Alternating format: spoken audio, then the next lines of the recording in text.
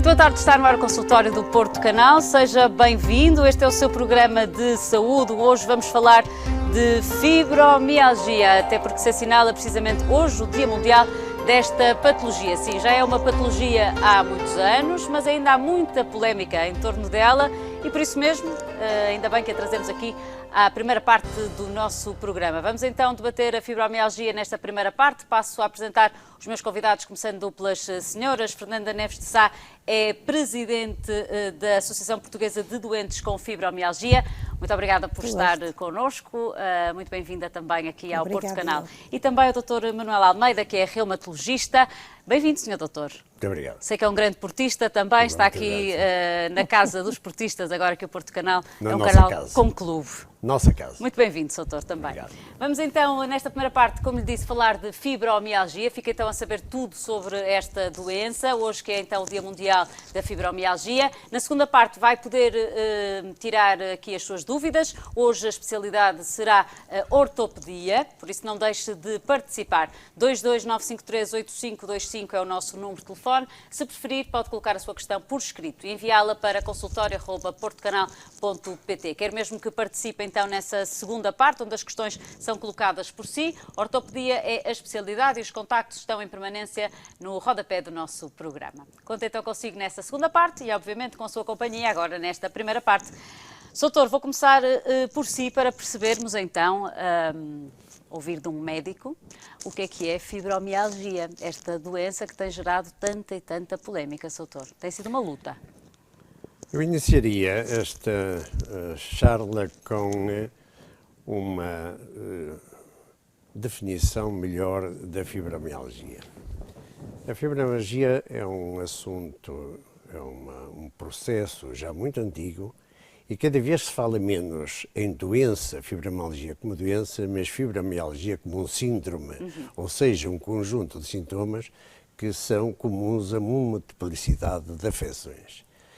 E a fibromialgia, que inicialmente se falou, se foi etiquetada como fibrosite, como uma inflamação do tecido conjuntivo, e posteriormente a fibromialgia como entidade nosológica independente, cada vez se fala mais em doença crónica generalizada.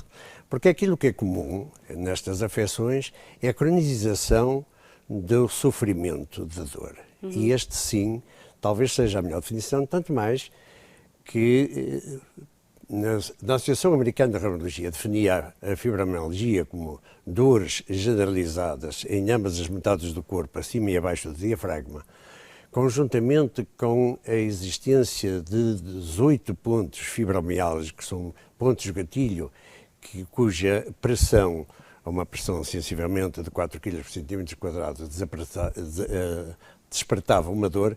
Cada vez se usa menos a necessidade dos pontos fibromialgicos, e sim a dor crónica generalizada, conjuntamente com um conjunto de sintomas, como as dores de cabeça, como os formigueiros, como o síndrome do cólon irritável, e fundamentalmente com a fadiga, que é uma coisa que terrivelmente deprime as nossas doentes. Claro. E esta doença, que ao mesmo tempo é orgânica e é emocional, porque na base destas alterações estão processos de deficiência de neurotransmissores cerebrais, a dor crónica é ao mesmo tempo orgânica e emocional. E, portanto, fala-se cada vez mais em dor crónica generalizada e menos em fibromialgia, concretamente dita. Se bem que fibromialgia tem no seu nome a algia, não é? Que quer dizer precisamente a dor. O doutor referiu aí coisas muito importantes. Primeiro referiu-se às doentes no género feminino. Isto porque é uma doença que atinge sobretudo as mulheres. Não quer dizer que os homens estejam livres dela. Mas o sexo, ser do sexo feminino é já um fator de risco? Será menos, existe nos dois sexos por igual, mas está mais aqui assim, mais específico não do sexo, homem e mulher, mas mais no género, feminilidade, masculinidade. Disse muito bem. E a feminilidade, que pressupõe uma hipersensibilidade física ou emocional, aí com certeza que sim, nesse género é muitíssimo mais frequente. Falou muito bem, sim senhor, Soutor. Soutor, falou também em palavras que eu diria quase terríveis, como a cronicidade, a fadiga, o estado emocional, a depressão. Por aqui podemos perceber que isto vai limitar muito a vida de uma mulher. Se me permite, iríamos talvez iniciar por descrever a fisiopatologia da dor. Todos a pele, como os tecidos musculares, ligamentares e ósseos, têm receptores, nociceptores, que são estimulados a toda hora e momento, e essa estimulação, seja mecânica, seja térmica, seja química, das mais variadas índole, é transformada, há uma transdução, há uma modificação deste sinal num sinal elétrico. E este sinal elétrico cria um potencial de ação, que depois é vinculado pelas fibras sensitivas que vão transmitir este estímulo pelo corno posterior da nossa medula espinal, a ativação do segundo neurónio, que vai transmitir esta informação até à base do cérebro, concretamente ao tálamo, que é o coração da dor, e deste local há uma estimulação do terceiro neurónio que veicula estas sensações para a parte do córtex sensitivo, córtex cerebral. E neste trajeto, portanto, para além da dor, há uma modificação, sobretudo no córtex, não só dor, sensação desagradável, mas existe agora a emoção, o sofrimento. É evidente que neste trajeto, logo na entrada, no corno posterior da medula, estes estímulos não entram todos. Estes estímulos como que têm que transferir-se, têm que ultrapassar um portão. E este portão, na generalidade das pessoas, está semi-fechado ou semi-aberto, se quiser. E, portanto, há alguma primeira modulação dessa transmissão. Os doentes, e vamos agora aplicar o termo fibromialgia para a gente ficar mais dentro da situação, certo. Este portão está escancarado. Portanto, passam muito mais estímulos. E depois desta vinculação até ao córtex cerebral, existem forças descendentes, existe uma modulação da dor. Estamos a falar de neurotransmissores cerebrais.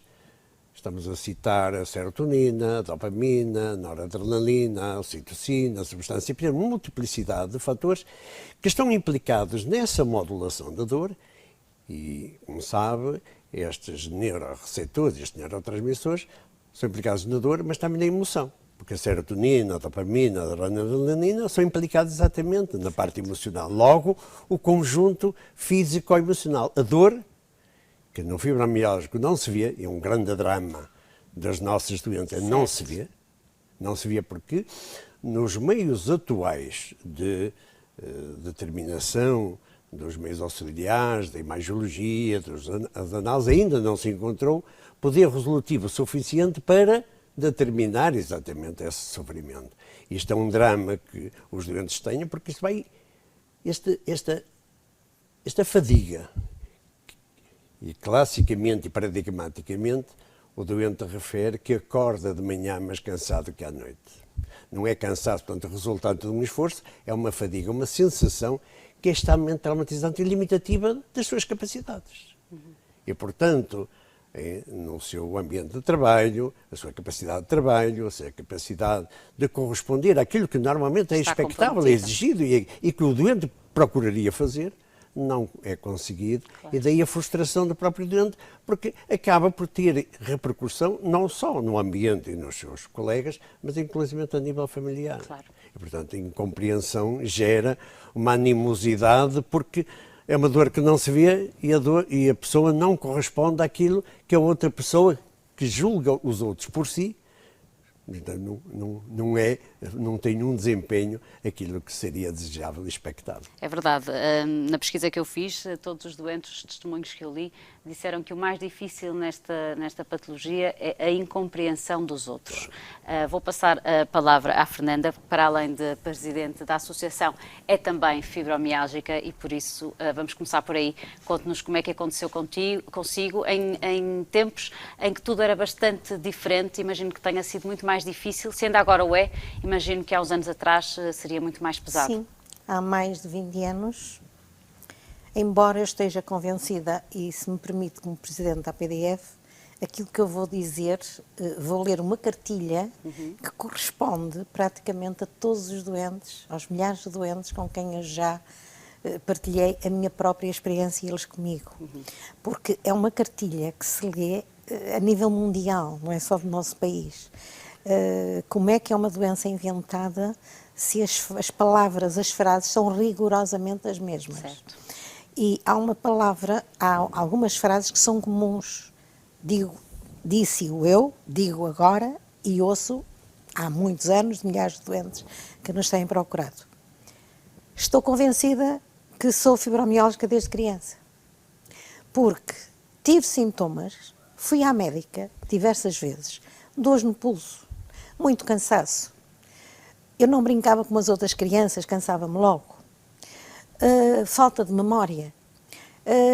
Cheguei aos 17 anos, fui operada aos adenoides porque o médico achou que o problema de memória que eu vinha a ter, que era de ainda ter os adenoides. Depois, desde criança, é tudo nervos. Eu só sei que parecia que me espetavam agulhas nos meus pulsos, mas entretanto, enfim, com os estudos que eu tirei um curso que mais gostava, enfim, a vida foi-se melhorando umas vezes, piorando outras, e esses sintomas que eu me recordo de criança são rigorosamente iguais aos mesmos sintomas a quando a fibromialgia foi despoletada definitivamente. Há muitos processos para esse despoletar definitivo da fibromialgia. Um simples acidente de carro, uma cirurgia, um parto, um desgosto, uma perda de um ente querido. No meu caso foi uma fortíssima hemorragia que tiveram que me fazer no período menstrual, que tiveram que fazer uma raspagem para parar a hemorragia. Desde aí toca a correr para o psiquiatra, estou com grande esgotamento, perdi muita quantidade sanguínea, estou com esgotamento. Pronto. Ao fim de 4, 5 meses o psiquiatra diz, não, tu estás bem. O que é que será? O que é que será? Vamos começar por ginecologia, porque foi daí que a coisa começou. Exatamente. Pronto, e o interessante, e isto comprovadamente já, e é uma coisa que eu queria referir, para que os doentes tivessem muito cuidado com as cirurgias que lhes são aconselhadas, porque passou-se comigo isto. Primeiro, hipótese de... doutor, ajude-me. A minha fibromialgia não me está a ajudar. Aqueles pontinhos brancos que aparecem. O que é que na pode coluna. acontecer durante a osteoporose? Primeiro a osteoporose, porque fiz exame, pontinhos brancos na coluna, em toda a parte esquerda do corpo, toca, sprays nasais, injeções, fazer um tratamento rigorosíssimo, cada vez estava pior, as dores cada vez pior. Vamos a repetir o exame, já não tinha nada, rigorosamente nada. Depois fui ao neurocirurgião, vamos fazer um TAC, fiz uma TAC à cervical, e entre a quinta e a sexta, provável volumosa hérnia. Toda a gente se assustou, pensou-se no pior. Cheguei ao médico com esse exame, à frente do médico foi feita realmente uma ressonância magnética, com líquido para se ver melhor. Não. O volumoso, tem aqui 2 volumosos osteófitos que lhe estão a comprimir a medula. Lá andei eu do colarinho, não podia fazer esforços, não podia... Consulta segunda vez, não sou de apoio à cirurgia. Uma terceira opinião, sim senhor, é a única hipótese. Tive a sorte de ter um amigo ortopedista no Hospital de São João, que me disse, tinha a minha cirurgia marcada para uma semana a seguir, vamos ver como é que tu estás antes de te abrirmos, quero fazer a comparação do antes e do agora. Bom, era ele, mais 2 médicos, não tens nada, não tens rigorosamente nada na coluna, a tua coluna está perfeita. Ou seja, são feitas cirurgias, canal cárpico, ficam pior. Peritonites, depois ficam pior. Coluna, N, cirurgias à coluna, ficam bem pior do que anteriormente. Porque não há cuidado clínico, em alguns clínicos, não em todos, felizmente, e porque a fibromialgia também assim o facilita, a fibromialgia provoca essa situação, para quem não está minimamente dentro da fibromialgia, e os próprios doentes querem, eu dizia, façam-me 50 cirurgias, mas tirem-me estas dores. Claro. E o que eu queria era que realmente me fizessem cirurgia, para ver se me tiravam as dores. Pronto, o que é certo é que fui salva por esse, o Dr. José Manuel Teixeira, esse ortopedista, virou-se para os colegas e agora para onde é que vamos mandar esta menina? Para onde é que a vamos mandar? Depois, eu já tinha corrido a tal via sacra que todos os doentes fazem, eu também a fiz. Durante mais de 4 anos eu corri para todo o lado. Para onde é que vamos? Agora só falta a neurologia. Pronto, fui para o professor António Saraiva, que à minha frente me disse, depois de ver os calhamaços que eu lhe levei de todos os exames daqueles anos todos, senhora, não faça mais nada, tente reduzir todos os seus esforços. O que a senhora tem, eu sei o que a senhora tem, não escusa de procurar mais médicos, nem aqui, nem no estrangeiro, não lhe adianta. A senhora tem esta patologia, mas eu peço-lhe perdão, porque eu não sei como tratá-la. Mas disse o nome, disse tem uma fibromialgia. Foi a primeira vez que ouviu essa palavra? Foi a primeira vez. Eu, doutor, mas isso mata, é cancro. Primeiro disse, olha, a senhora tem uma doença que vai ficar consigo, provavelmente. Exatamente. Para toda a vida. Não há nada a fazer. Eu peço-lhe perdão porque não sei como tratá-la. E eu, doutor, tenho cancro. Porque uma pessoa com tanta dor, eu própria, eu punha as hipóteses diversas, cancro na linfa, cancro no sangue. Claro. Eu sabia que tinha que haver qualquer problema que eu tinha no meu corpo, que é da cabeça aos pés. Não é? Grave. E grave da cabeça aos pés. Paralisei 4, 5 meses, eu não fazia a minha vida normal, eu que sempre, agora vou dizer uma frase em nome de todos os doentes que dizem as mesmas, eu sempre fui hiperativa, hiperperfeccionista, agora repentinamente ter que cortar. Isto são características dos fibromiálgicos. É comum, são frases taxativas. Agora imagine, sermos acusadas de preguiçosas, não querermos trabalhar, quando toda a vida fomos porque quisemos ser. Fomos porque gostávamos de ser, quisemos e gostávamos de ser, sempre hiperperfeccionistas e hiperativas. Eu recordo-me que chegava a casa 6, 8 da noite, tratava dos meus filhos, às vezes estava na cama, lembrava-me de fazer uma coreografia, pronto, sou professora de educação física, especialidade em dança, uma coreografia, tenho que levantava-me e ia escrever, ligava à música, portanto, preguiça, não com certeza, não agora, fazia parte do profissionalmente, ser atacada, arranjaste uma boa doença para não fazeres nada, isso dói. Este estigma ainda existe? Existe. Infelizmente. Infelizmente. Com o passar destes anos todos ainda existe. E o mais grave é existir no seio familiar. Porque os doentes não são entendidos. Porque lá está. Quando estamos em crise, nota-se, e nota-se bem. Costumo dizer, só não vê quem nem o quer.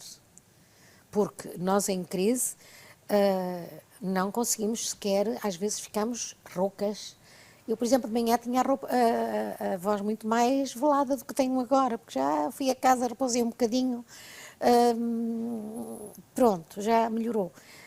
E depois os pozinhos de plim-pim-pim, que nós somos vaidosas, gostamos de nos apresentar. E então o que é que acontece? Quando estamos em crise, recusamos-nos a ser doentes. E então recusamos-nos a ser vistas, expostas, e não saímos de casa, para ninguém nos ver. Porque nós levantamos-nos como se tivéssemos 40 graus de febre, de temperatura.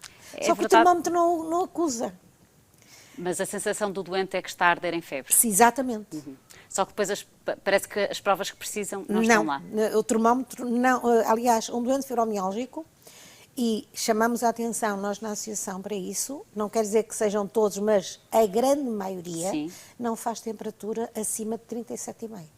A grande maioria. Há Temos exceções. explicação para isto, doutor? Esta sensação. Deixe-me Temos aqui pegar várias coisas para pegar, pouco, não é? Um pouco nas palavras da doutora Fernanda Margarida, para sublinhar que, na realidade, das grandes defeitos atuais, estamos na época da imagiologia, é notar que a medicina é apenas organicidade. Uma pessoa, um indivíduo, é corpo e espírito. E se uma pessoa não tem esta visão holística, simplesmente se encara as coisas como só orgânicas, e uma vez que dentro dos nossos conhecimentos e dos meios do nosso dispor é impossível para já definir qualquer tipo de alteração, a pessoa, o sofredor, vamos chamar assim, sofredor crónico, é rotulado como uma pessoa com distonia neurovegetativa, como uma pessoa apenas e só ansiosa, como uma pessoa deprimida, e que, de facto, a nível orgânico, como não existe comprovação, nem analítica, nem imagiológica, que, sob o ponto de vista orgânico, não tem nada. O que não é correto, porque a doença tem uma componente física, tem uma componente orgânica e tem uma componente emocional, porque os neurotransmissores responsáveis pela deficiência da modulação da dor são os mesmos neurotransmissores, sublinho, que são responsáveis pela emotividade da pessoa. Portanto, para além da dor, existe sempre um grau de ansiedade e de depressão nestes doentes. Obviamente. E, portanto, a incompreensão instala-se nesta situação. É rotulada como uma pessoa distónica, uma pessoa com problemas de adaptação e nunca olhado para a parte orgânica. E o colega que eventualmente pede-me estas lombalgias, sobretudo as lombalgias crónicas comuns, que são extremamente vulgares, e todo o indivíduo, em algum tempo da sua vida, vai se queixar de dor nas costas. Aliás, há um provérbio chinês que diz que quando um doente chega ao consultório médico e se vem queixar das costas, o médico fica com dores de cabeça. É o paradigma que, de facto, isto é uma coisa extremamente vulgar e a complexidade de causas que poderão ocorrer exatamente como causa. E como a iniciativa primeira é pedir uma radiografia, e como na radiografia tem uns bicos de papagaio e toda a gente depois dos 40 anos tem osteófitos, há uma relação, estabelece uma relação causal de dor, bicos de papagaio. E como o doente sabe, isto é um lugar comum, que os bicos de papagaio nunca passam, o doente então em cronização nunca mais resolve o assunto. Claro. Ora bem, este é um sentido que importa sublinhar. E a doutora Margarida falou também noutro caso muito interessante, que é a dor desde a sua infância. Quantas das nossas doentes, das nossas crianças, que são rotuladas, que isso é vulgar, a uma patologia muito vulgaríssima, dores de crescimento. E o crescimento não dói. Não dói, é verdade. Porque esse crescimento, são nos membros inferiores. E o corpo cresce por todo. Porque é que só naquela dores de zona. membros inferiores? E porque é que, quando a mãe se aproxima da criança e dá uma massagem nas perninhas ou afaga, as dores desaparecem. Portanto, tem o componente emocional que determina, inclusivamente, uma contratura muscular. A dor é real. A criança não está a especular, nem está na procura de um objetivo. Ainda nem tem essa capacidade, não é, doutor? Como os adultos têm, muitas vezes, de manipular.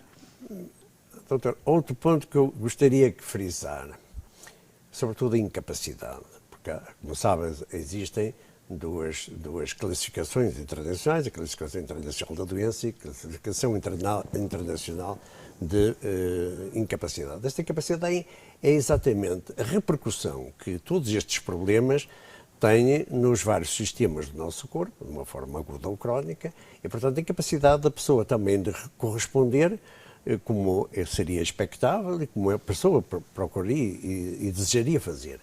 Mais do que incapacidade, eu acho que deveríamos pensar mais em funcionalidade.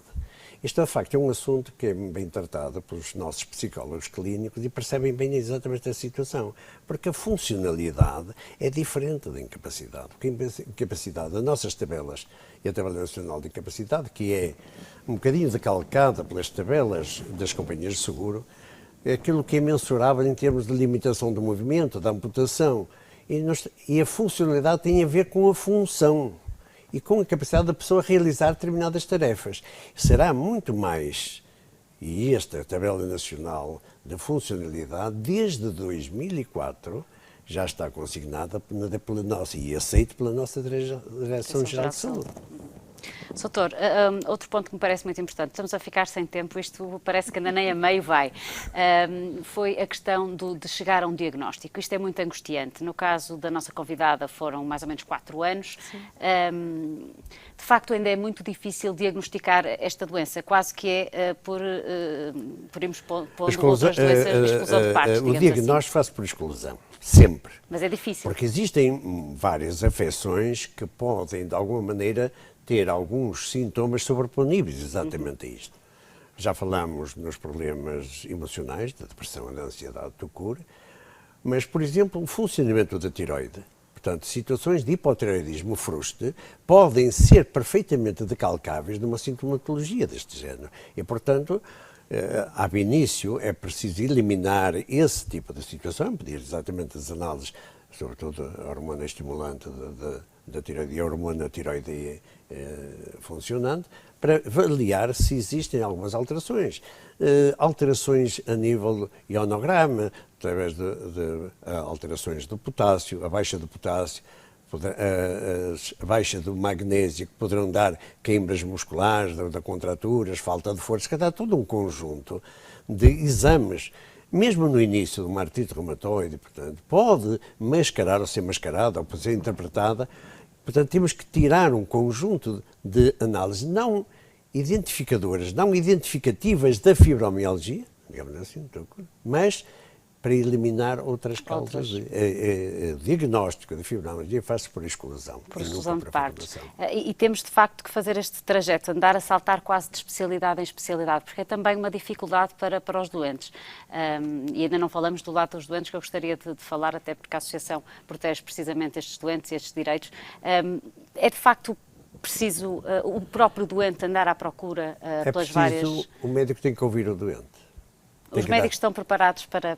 Então, se tiverem tempo e disponibilizarem o seu tempo... O médico de família, por exemplo, está preparado para diagnosticar uma fibromialgia? Perfeitamente, somos capazes e temos felizmente, muitos nossos colegas que, desde que disponham de tempo, que ouçam o doente, a maneira do doente, porque o doente entra normalmente numa situação, numa hipervalorização das suas queixas, no sentido de entrar num catastrofismo. Valoriza, as minhas dores são horríveis, eu não consigo, eu não aguento. Exatamente, este catastrofismo já indicia uma base sensitiva diferente da generalidade das pessoas. Portanto, nós temos que... Mas isso é o doutor a falar, já percebemos que o doutor é um especialista, para além de ter uma vertente humana também muito acima daquilo que é normal. Mas, em geral, os médicos têm esta sensibilidade? Começam a ter, ainda não serão assim muito... Estes dias mundiais são importantes para isto? Temos doentes, temos colegas, os neurologistas, como a doutora citou, temos os psicólogos clínicos, temos os reumatologistas... Preparados? Alguns preparados, perfeitamente preparados, doutora. Alguns. Sabe que se uma pessoa está pouco receptiva à ideia... É muito difícil induzir a pessoa a acreditar naquilo que não acredita. Exatamente, aí é que está a questão. Estamos mesmo a terminar, Fernanda, isto é verdade, ainda há um longo percurso. Como é que Portugal e o nosso novo governo também olha para esta questão? Ora bem, precisamente é um bom ponto para terminarmos, na medida em que é fundamental que os doentes saibam e que toda a classe médica também saiba que está neste momento a ser elaborada na Direção-Geral de Saúde, estão a ser elaboradas as normas científicas, normas de conduta para a fibromialgia. Estão dentro desse trabalho mais de 100 médicos a nível do país. Estão a fazer questão que saia um bom trabalho dos melhores da Europa, pelas informações que eu tenho tido. E a partir daí, a partir do momento que saiam essas normas da Direção-Geral de Saúde, acreditem ou não, vão ser obrigados a cumprir essas mesmas normas. Portanto, vai ser um passo gigante. Além disso, no ano passado foi aprovado na Assembleia da República uma resolução por unanimidade em que os doentes, portanto, há uma ideia errada em que a fibromialgia não está reconhecida no país. A fibromialgia está reconhecida desde 2004. Há mais de 10 anos, certo? Desde 2004. Desde 2004 até agora era uma doença tipo das formiguinhas, em que não havia doentes para uma doença que já existia.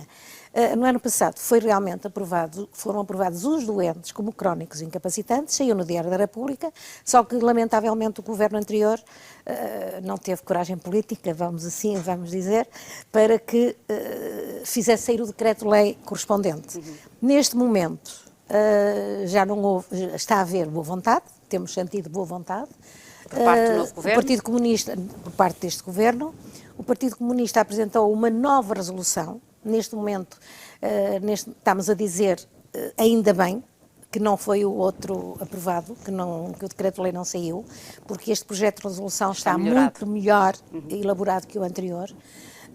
Portanto, estamos a aguardar que realmente desta vez seja realmente a vez dos doentes fibromialgicos serem reconhecidos como crónicos incapacitantes, com os direitos que lá estão escritos, isenção da taxa moderadora, com participação para os medicamentos, possibilidade de alteração ou redução do horário de trabalho, tudo isso está lá contido e vamos esperar, aguardar que desta vez realmente o país fique com os seus doentes minimamente apoiados e respeitados. E respeitados, que é muito importante. Respeitados. O tempo chegou mesmo ao fim, vamos ter que ficar por aqui. Agradeço muito a presença dos dois. Muito obrigada por terem estado connosco aqui neste direto, neste Dia Mundial então da Fibromialgia.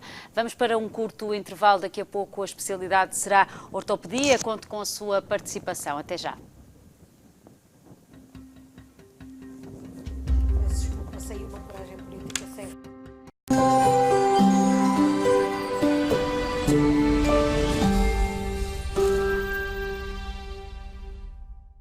De 19 a 22 de maio, venha a Viseu celebrar os Tons da Primavera.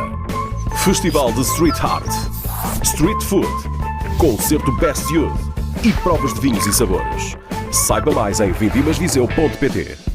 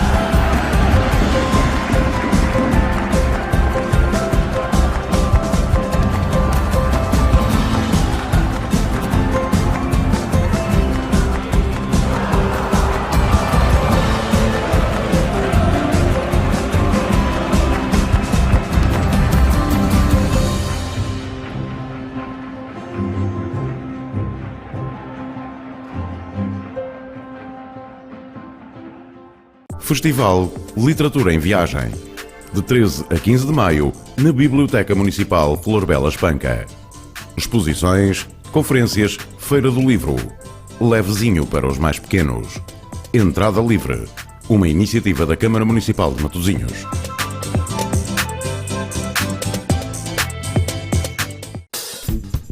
A Nausa Motor, concessionário e oficina autorizada Mercedes-Benz, convida-o a visitar as suas instalações.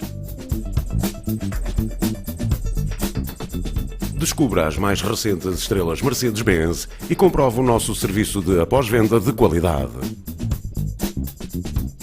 Na NASA Motor, o seu Mercedes-Benz sentir-se-á em casa.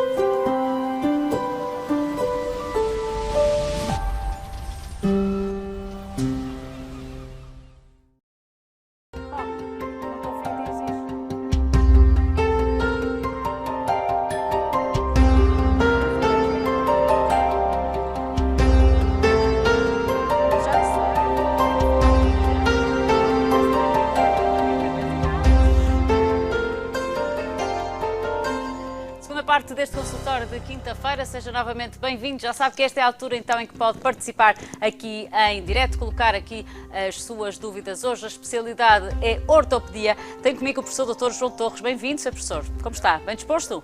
É muito novo para ser professor, quase que me apetece tratá-lo pelo nome. Mas trata-me pelo nome. Esse é que é o objetivo. O professor é só para os alunos. Não, senhora. Sr. Professor, muito bem-vindo. É uma estreia aqui no nosso programa. É? Está nervoso ou não? Está confortável? Não, nem por isso. Nem por isso, pois não. Está muito à vontade. Se é professor, ainda por cima está habituado a falar para um público largo e nem sempre muito fácil. O nosso é bem mais fácil porque não estamos a ver, é ótimo. É ótimo, realmente é. Professor, digo-lhe que a sua câmara então será aquela que está ali, à sua frente. Vamos então receber o primeiro telespectador e dar umas consultas. Vamos a isso? Muito bem. A primeira telespectadora que nos liga é Conceição Gouveia. Bem-vinda. Boa tarde. Olá, Conceição, está a ouvir-me? Sim, sim. Boa De onde é que nos tarde. liga? De onde é que nos liga, Conceição? De Viseu. De Viseu. Muito bem. De Viseu, eu peço desculpa estar-me a rir, é que aqui no meu ouvido disseram-me assim, indo eu, querem indo eu, a caminho de Viseu. Percebe isto? Nem sempre é fácil ser uma profissional à altura das piadas que às vezes nos dizem aqui ao ouvido. Verdade. Bom, mas como o programa é dele próprio, é informal, às vezes é bom partilhar também com os telespectadores, quebrar aqui um bocadinho o gelo e tornar deste programa também um programa simpático e divertido, porque não? Nem sempre a saúde tem que ser uma coisa necessariamente má, não é? Conceição, diga-me a sua idade. 50 anos. 50 anos, ainda é uma jovem. Como é que está a sua saúde, Conceição? Bem, muito bem. Sim, mas... A única coisa que me está a preocupar neste momento Sim. são os meus polegares. Os seus polegares. Então agora Exatamente. vamos fazer a questão então aqui ao nosso convidado. O professor já está a ouvi-la, pode falar. Portanto, há coisa de 2 meses para cá, iniciou no polegar da mão direita. Ao dobrar o polegar, o osso prendia, a falange ficava presa. E eu tinha que ir com a mão esquerda para pôr a pontinha do polegar no sítio. Passados uns tempos, comecei com uma sensação de choques elétricos, tipo uma descarga. Agora, o que acontece é nas duas mãos. Portanto, não sinto tanto na mão direita, sinto mais na mão esquerda. E o que acontece é que quando eu dobro, imagina, eu estou a fazer a minha vida normal e por acaso o dedo vira, são dores horríveis, e depois para voltar a meter o osso no sítio é preciso estar ali com toda a calma, tentar puxar a cabecinha do dedo, certo, até que depois ela encaixa. Claro. São esses os meus problemas, portanto eu não sei o que é que está a passar com os meus polegares. Vamos aqui ouvir a opinião do nosso convidado, o professor João Torres. Sr. Professor, o que é que lhe parece? Boa tarde. Boa tarde. Acho que não deve estar muito preocupada. É óbvio que isto não é muito fácil e um dos componentes iniciais da parte do diagnóstico na ortopedia e na medicina geral é a parte da história clínica, e a história clínica descreveu-nos muito bem a sua história clínica. O outro componente essencial é o exame objetivo, que é o que Claro, nos falta aqui, que é que porque não podemos ter, não não é? podemos ter. Portanto, podemos apenas confabular, imaginar o que é que se passará consigo e basear-nos um pouco na nossa experiência, que acaba sempre por nos ajudar. Obviamente, também não temos exames auxiliares de diagnóstico, isso também não nos ajuda muito. Sim, sim, eu ainda não fiz exame nenhum. Aliás, eu falei nisto à minha médica de família e a médica de família me disse que era melhor fazer um exame através de choques elétricos, pelo braço acima, mas entretanto eu nem fiz nada porque também ainda não tive tempo para isso. Vamos ouvir então a opinião do professor. Eu penso Sim, que pelo que descreve, a sensação que descreve é muito típica de uma patologia chamada dedo em gatilho ou dedo em mola. Os ingleses chamam de trigger finger, que no fundo é uma tradução à letra, ou a tradução que nós fazemos, e não tem que se preocupar porque provavelmente o que sentirá não será o osso a saltar fora do sítio, mas sim um pequeno nódulo que se forma nos tendões na base do polegar e que prende o tendão que faz fletir o polegar. E essa sensação do gatilho que liberta o dedo, e muitas vezes os doentes queixam-se de uma dor intensa quando fazem essa Suba mais as libertação. suas mãos, doutor, é que temos ali exatamente, assim já podemos ver. Nesta região aqui, ok? Muito provavelmente palpando, terá uma região dolorosa nessa região. Sim, sim, sim. E uma tumefação. Se for esse o caso, significa que o tendão que está a vir através do polegar até à ponta do polegar e que lhe faz este movimento assim, Sim. quando faz o movimento através de uma bainha que passa aqui, fica preso. E quando fica preso, ao puxá-lo para cima, ele faz essa sensação de gatilho. Exatamente. Para já, eu penso que facilmente poderá sentir algum alívio com a aplicação de gelo local. Eu acho que faz bem fazer um exame, porque muitas vezes uma ecografia nessas situações mostra o espessamento dos tendões e dessa, chama-se uma polia, essa região do tendão, essa região que prende o tendão. E além disso, penso que também deve fazer um raio-x, porque realmente pode haver alguma patologia óssea que esteja aí oculta que nós não saibamos. Mas, sendo o que aparentemente parece ser, é de fácil resolução e depois o seu médico de família pode encaminhá-la para uma consulta de ortopedia, porque habitualmente a resolução desse problema é relativamente simples. São Com boas certeza. notícias. Está esclarecida? Tá, sim senhor, estou esclarecidíssima. Ainda bem, Carla, vê, não é nada de grave. Graças a Deus. Já viu, Conceição? verdade, Se eu tivesse é aqui verdade. começado a brincar consigo com o indo eu, caminho de Viseu, e depois descobríssemos aqui que tinha uma doença perigosíssima, eu ia ficar aqui a sentir-me mal. Conceição, obrigada pela sua participação. Foi um também gosto, muito obrigada. pela boa Boa disposição. tarde. Obrigada. Muitos Pode sempre parabéns contar pelo programa. E continua a ver, pode sempre contar connosco, já sabe. Com certeza. Obrigada. Obrigada, um Boa grande tarde. beijinho.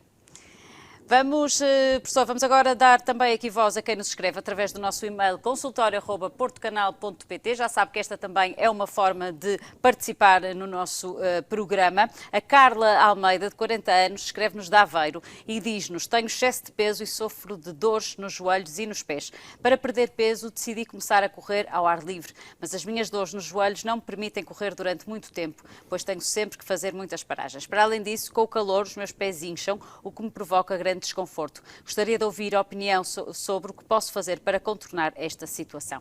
Bom, o excesso de peso por si só já vai indicar muita coisa, não é, professor? Sim, é uma realidade muito frequente hoje em dia, desde que começou esta nova moda nos últimos anos da corrida em massa, as pessoas esqueceram-se que não é muito simples nós passarmos 20 anos da nossa vida sem praticar grande desporto físico e de um dia para o outro queremos correr uma maratona. Certo.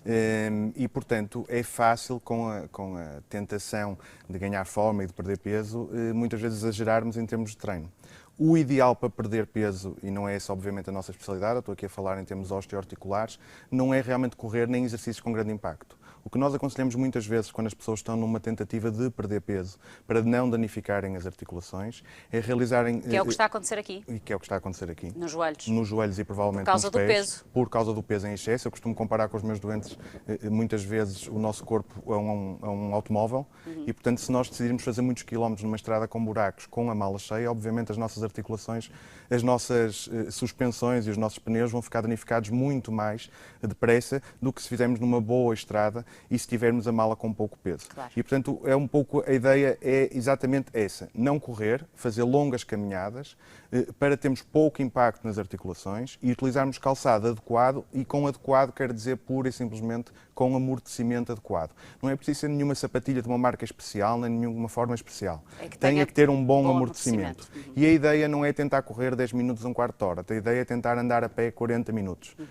Isto sim provoca muitas vezes um desgaste muito menor em termos osteoarticulares, com um ganho de calorias e um gasto de calorias muito mais adequado e sem termos o desgaste nas nossas suspensões. Muito bem.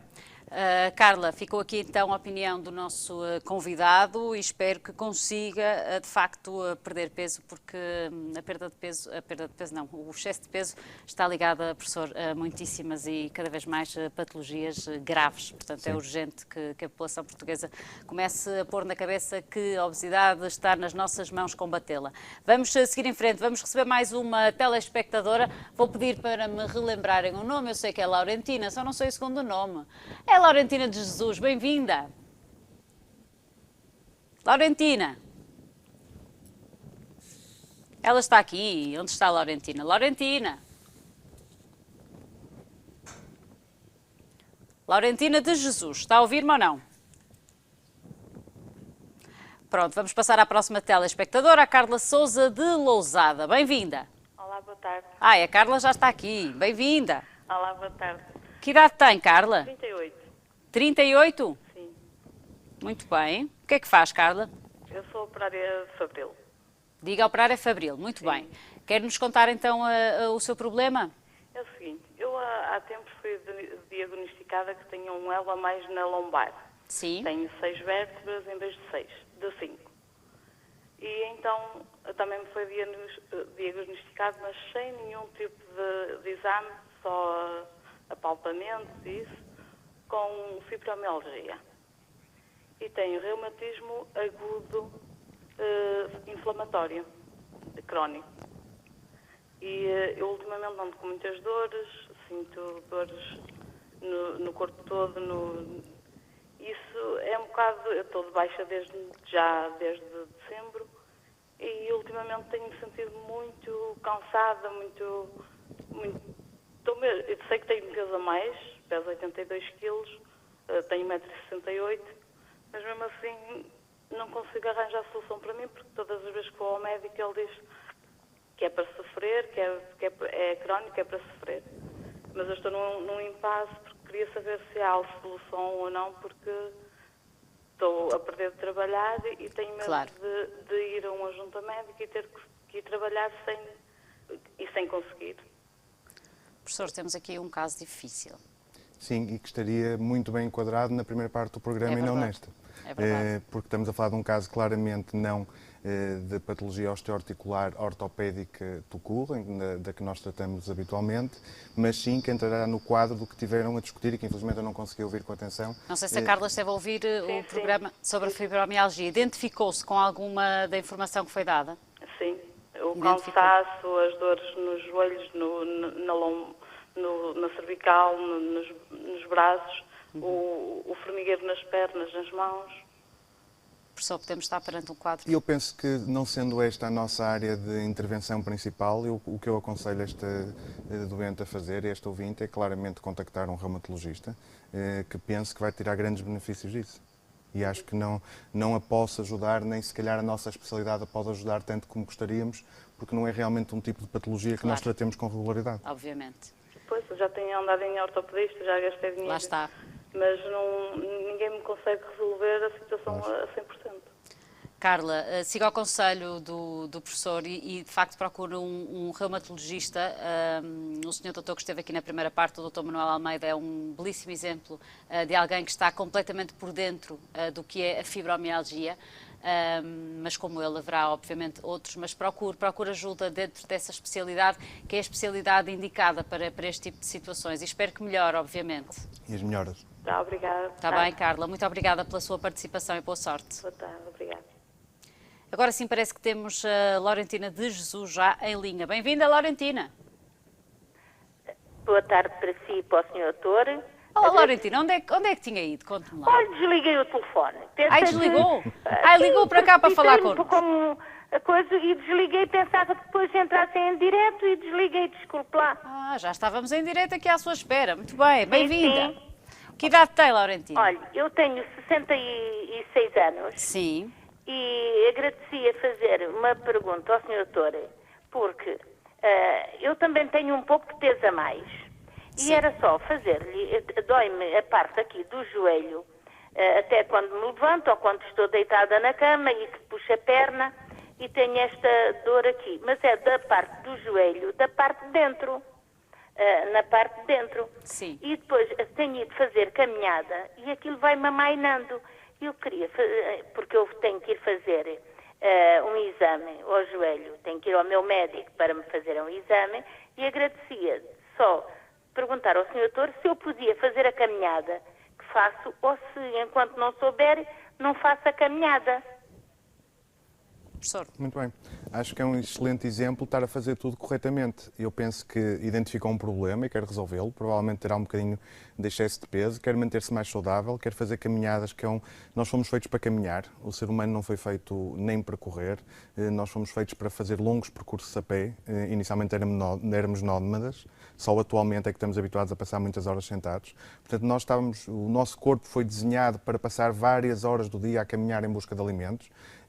E, portanto, eu penso que está a fazer tudo bem. Acho que deve ter só apenas cuidado, particularmente com o calçado, como eu chamei a atenção há pouco, porque muitas vezes o calçado é a fonte de muitos dos problemas e muitas dores como a que tem, e obviamente o tipo de terreno em que faz as caminhadas, porque não deve escolher terrenos nem muito inclinados, nem com muitos desvios ou com muitas alterações pelo caminho. E acho que faz bem a manter as caminhadas até fazer o exame, porque não vejo que possa agravar muito a sua sintomatologia, desde que siga estes princípios. Muito bem. Laurentina, Sim, está a fazer doutor, tudo bem. obrigadíssimo. Obrigada a si. Percebi completamente e desejo-lhe tudo de bom para o Sr. Doutor e para si. Muito obrigada. Pronto, Um beijinho. obrigada. Obrigada. Obrigada. Muito obrigada pela participação. Obrigada. Professor, num dia em que se aproxima o dia da manhã, o dia 13 de maio, sabemos que há muitos peregrinos, só para abrir aqui um parênteses, na estrada. De facto, todas essas preocupações de que falou, o calçado, a preparação, são muito importantes. Quero deixar também uma mensagem para esses peregrinos. Estamos a fechar o programa e parece-me que é adequado, visto que muitos e muitos portugueses, e ainda bem, cheios de fé, vão por esse Portugal fora para cumprirem as promessas e chegarem ao seu destino e chegarem a Fátima. Mas, de facto, há um esforço físico brutal aqui envolvido. É curioso porque nesta altura do ano há muitos doentes que nos procuram com conselhos exatamente para as peregrinações que fazem. E a força de vontade que têm e que imprimem nestas peregrinações é fantástica, é fabulosa. E muitas vezes o sofrimento que têm durante o caminho e as dores que suportam são inacreditáveis. Estas medidas gerais que falamos são extremamente importantes para conseguir chegar a um bom objetivo. E eu acrescentaria, eventualmente, ter muito cuidado com a escolha das meias que fazem. Das meias? Das meias, no sentido de promoverem não só um bom amortecimento, mas uma boa respiração dos pés. Isso é extremamente importante. E, sobretudo, algo que é muitas vezes esquecido, a hidratação. A hidratação nestes percursos longos é muito importante, não apenas pelas questões clássicas, mas, sobretudo, a nossa cartilagem necessita de muita água para se manter funcionante. E, portanto, a hidratação é extremamente importante em termos osteoarticulares. E depois uma boa nutrição, que é algo que muitas vezes é descurado e muitas vezes é preciso terem atenção, que é muito, muito importante, quando se fazem percursos longos, manter uma nutrição adequada.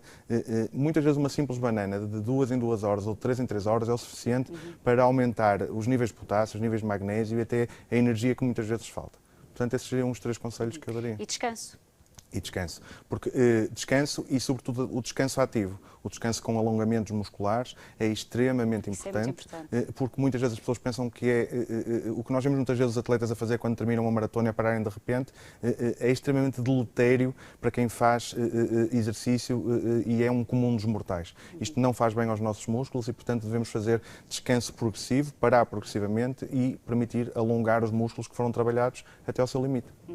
Vai receber muitos destes peregrinos peregrinos no seu consultório? É comum após Não é comum porque as pessoas têm cada vez mais cuidado, mas o que eu acho engraçado e curioso é que as pessoas cada vez se preparam melhor. Ótimo. Antes de ir, questionam, é isso que se pretende, não é? perguntam e previnem as lesões. Precisamente. E conseguem muitas vezes, com pequenos cuidados, prevenir lesões que às vezes são graves. Geralmente as lesões cutâneas não são de resolução difícil, mas muitas vezes a presença de fraturas de stress, o osso não suportar caminhadas tão demoradas, provocam muitas dores e recuperações muito demoradas.